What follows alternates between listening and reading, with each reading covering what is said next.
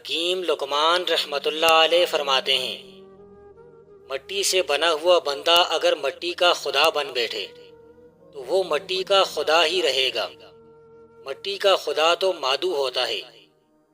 جانتے ہو مادو کس کا ہوتا ہے؟ جس کا خدا گم ہو گیا ہو اسے مادو کہتے ہیں۔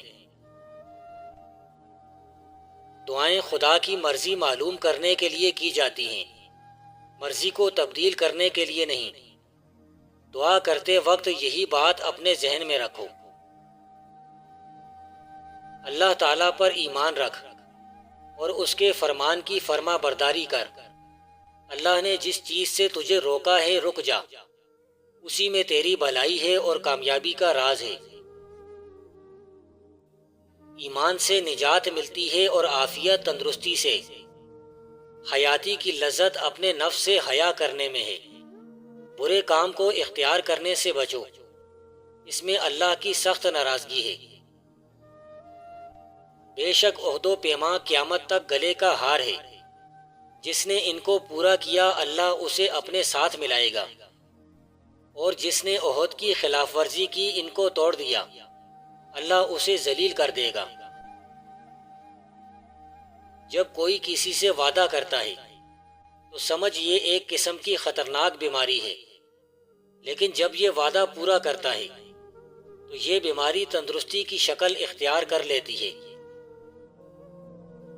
جو بندہ وعدے کو پورا کرتا ہے سمجھ لو وہ بندہ اللہ کا پیارا ہے، اس کی صحبت اختیار کرو۔ وہ عام انسان نہیں، اللہ کے بہت قریب ہے۔ اس کے ساتھ سے تمہاری آخرت اور دنیا دونوں کے لیے فائدہ ہے۔ جو اللہ کی نافرمانی کرتے ہیں اور پھر جو لوگ ایسے لوگوں کی صحبت میں اٹھتے بیٹھتے ہیں، وہ لوگ خود کو بھی اللہ کے نافرمان لوگوں میں شامل کر لیتے ہیں، جو آخرت میں ان کے لیے سخت نقصان دہ ثابت ہوں گے۔ کسی بھی کلام کو صاحب کلام کے رموز و کنات و اشارات دیکھے بغیر کسی صورت ٹھیک نہیں کہا جا سکتا۔ طالب سائل ہوتا ہے، طلب تو ملکیت کی نفی ہوتی ہے، جس کے سر پر دولت سوار ہے۔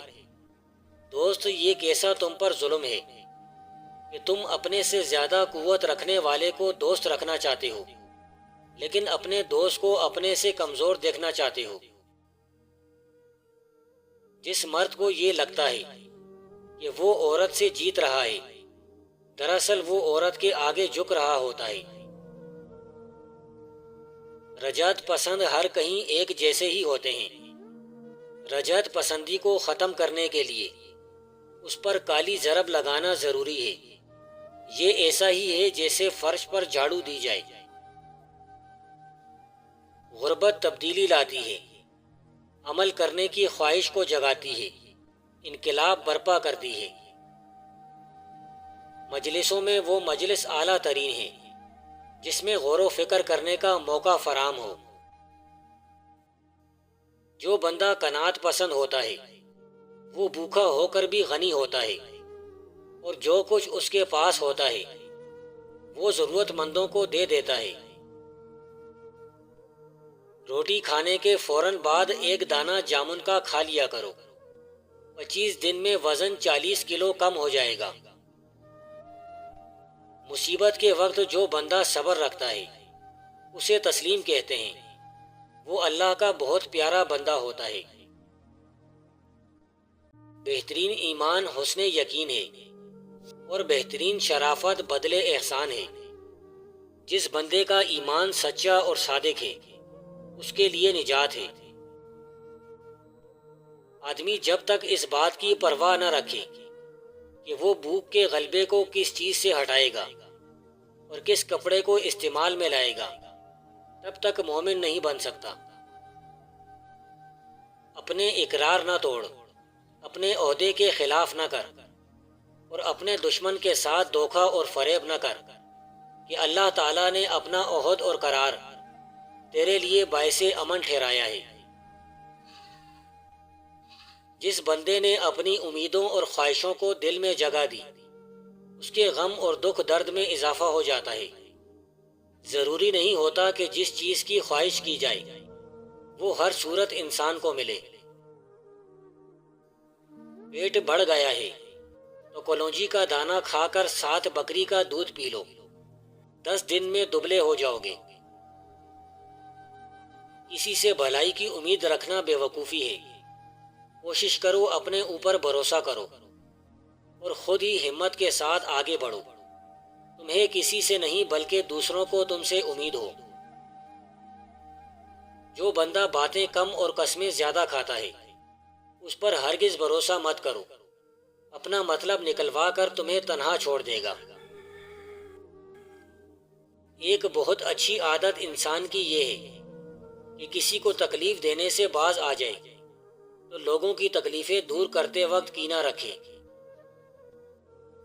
آہستہ آہستہ کفر میں چلے جانے کی ایک بڑی نشانی یہ ہے کہ انسان اپنے نفس کی بات کو مانتا چلا جائے۔ جو انسان اللہ کا خوف رکھا کرتا ہے اس انسان سے ہر چیز خوف کھاتی ہے، ہر چیز اس کو دیکھتے ہی کانپنے لگ جاتی ہے۔ انسان کی زبان سے انسان کے دل کی حالت کا پتہ چلتا ہے۔ جیسا بولو گے ویسا ہی لوگ تمہیں سمجھیں گے، برابر بولو گے لوگ تمہیں برابر کہیں گے، اچھا بولو تو لوگ تمہیں اچھا تصور کریں گے۔ دل 3 طرح کے ہوتے ہیں۔ ایک دل وہ جو پہاڑ کی طرح ہوتا ہے جسے کوئی ہلا نہیں سکتا۔ دوسرا دل وہ جو کھجور کی طرح ہوتا ہے جس کی جڑ مضبوط ہوتی ہے۔ اور تیسرا دل وہ جو پروں جیسا ہوتا ہے جو ہوا چلنے پر دائیں بائیں جھک جاتا ہے۔ وہ بندہ انتہائی خوش نصیب ہے اور مبارکباد کا مستحق ہے جسے اللہ کی عبادت کی توفیق ہوئی۔ مبارکباد ہو اس بندے کو جسے اپنے گناہوں پر رونا آیا اور اس نے اللہ کی یاد میں آنسو بہائے۔ جو اللہ والے ہوتے ہیں وہ بچوں کی مانند ہوتے ہیں، اللہ ان کی پرورش بچوں کی طرح کرتا ہے۔ اولیاء اللہ کی مثال ایسے ہے جیسے کوئی زمین کی ہر گندی اور بری چیز اس پر پھینکی جاتی ہے لیکن اس میں سے ہر قسم کے خوبصورت پھول پودے اگ آتے ہیں۔ لذت کا انجام بالعموم ندامت کی شروعات پر ہوتا ہے۔ امید کبھی مایوس نہیں کرتی، صرف خواہش مایوس کر ڈالتی ہے۔ جنسی جذبات کا انسان کی ناف کے اوپر کے اعضاء پر آ جانا انسان کی بدترین توہین کے مترادف ہے۔ اگر دولت مند ہونا چاہتے ہو تو جب بھی گھر میں داخل ہوں تو گھر والوں کو سلام کرنے کا معمول بنا لو، یقین مانو جلد دولت مند ہو جاؤ گے۔ اگر تم نے زندگی میں غلطیاں کی ہیں تو ان کی اصلاح کر لو، اور اگر نہیں کی ہیں تو ان سے دور ہی رہو، اسی میں تمہاری بھلائی اور کامیابی چھپی ہوئی ہے۔ تم لوگ عبادات میں افضل ترین عبادت کو بھول جاتے ہو جسے عاجزی کہتے ہیں۔ جب پیٹ کھانے سے بھر جاتا ہے تو فکر کمزور پڑ جاتی ہے اور حکمت و دانش کی صلاحیتیں ختم ہو جاتی ہیں۔ اگر عورتوں میں کوئی نبی نہیں ہوئی تو کسی عورت نے خدائی دعویٰ بھی نہیں کیا، اور انبیاء اور اولیاء اور صدیقین اور شہداء بھی انہی کی گود میں پرورش پا کر بڑے ہوئے ہیں۔ سرخ گوندی کھانے سے گردے کے درد کا بہترین علاج ہے۔ جو علم حاصل نہیں کرتا وہ نہ دنیا کا رہتا ہے اور نہ آخرت کا۔ علم حاصل نہ کرنے والا جہالت کے درخت پر لٹکا رہتا ہے۔ کسی بندے کو لوگوں کے سامنے نصیحت کرنے والا جتنا بھی اہل علم ہو وہ جاہل سے 1000 گنا بد ہے۔ کسی کو نصیحت کرو تو تنہائی میں کرو۔